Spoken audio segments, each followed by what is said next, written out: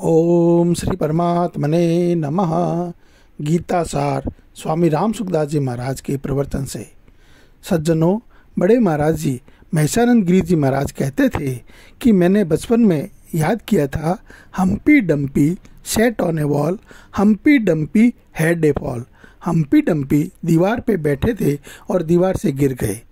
ऐसे ही मैंने बचपन में याद किया था, सत्यमेव जयते, सत्य की जीत होती है। आज मैं बड़ा हो गया हूँ। हम्पी डम्पी दीवार पे बैठे थे और दीवार से गिर गए। इसका मुझे कोई विशेष लाभ नहीं मिला, लेकिन सत्यमेव जयते, सत्य की जीत होती है, इसके ऊपर मैं एक पूरी पुस्तक लिख सकता हूँ। अतः हमें बचपन में कुछ ऐसी बातें याद कर लेनी चाहिए जिनका भविष्य में कोई गहरा अर्थ निकलता हो या वो हमारे लिए बहुत ही उपयोगी हो। अतः राम सुखदास जी महाराज के द्वारा जो साधक संजीवनी में गीता सार 18 दिए हैं, उन 18 सारों को हमें बचपन में ही याद कर लेना चाहिए। अगर हमें बचपन में याद नहीं किया है तो अब हम याद करें और अपने बच्चों और अपने जानकारों को भी याद करवाएं। सज्जनों, ऐसा करने से क्या होगा, ये जो 18 बातें हम याद कर लेंगे, ये हमें आगे जीवन में बहुत ही काम आएगी।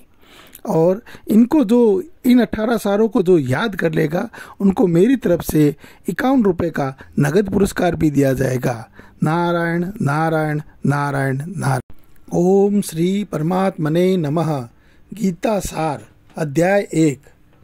सांसारिक मोह के कारण ही मनुष्य मैं क्या करूं और क्या नहीं करूं, इस दुविधा में फंसकर कर्तव्यच्युत हो जाता है। अतः मोह या सुखासक्ति के वशीभूत नहीं होना चाहिए। हमें इस सार को कंठस्थ करना है। सांसारिक मोह के कारण ही मनुष्य मैं क्या करूं और क्या नहीं करूं, इस दुविधा में फंसकर कर्तव्यच्युत हो जाता है। अतः मोह या सुखासक्ति के वशीभूत नहीं होना चाहिए। नारायण नारायण नारायण नारायण। सज्जनों, ये गीता सार अध्याय 1 है। ओम श्री परमात्मने नमः। परम श्रद्धेय स्वामी श्री राम सुखदास जी महाराज के द्वारा विरचित गीता साधक संजीवनी के भावों पर आधारित यह गीता सार सभी 18 अध्यायों के गीता सार कंठस्थ करने पर 51 रुपये का नगद पुरस्कार मेरी तरफ से दिया जाएगा। ये हम ऐसा इसलिए करते हैं क्योंकि गीता का प्रचारक भगवान को अत्यंत प्रिय है और स्वामी जी ने भी गीता के प्रचार के लिए खूब कहा है।